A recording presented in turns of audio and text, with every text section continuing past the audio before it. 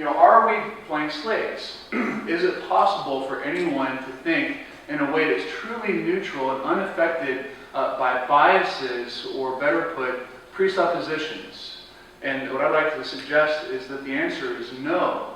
That I have presuppositions. As I'm attempting to talk to you, I am influenced by who I am, where I grew up, the people that surrounded me, the influences that affected me, the things that I have studied. And therefore, it's impossible for me to look at life and reality through lenses, like glasses, that are perfectly colorless. Say it differently. Everybody looks at life and reality through colored lenses. The question is not whether or not we're wearing colored lenses, it's whether or not we have the right prescription.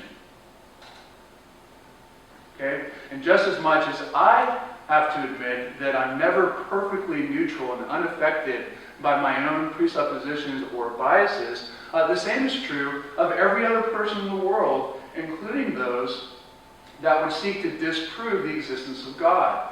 So just as much as the theologian begins with certain presuppositions and works to establish certain implications from that, scientists do the same thing. Atheists do the same thing.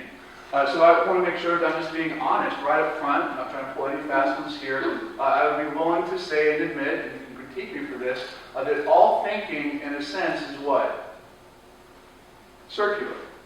All thinking, in a sense, begins with a certain starting point. It has a foundation or presupposition with which it begins, and then it begins to work that out. It examines certain proofs or evidences, and eventually it gets back to the point of affirming its presupposition.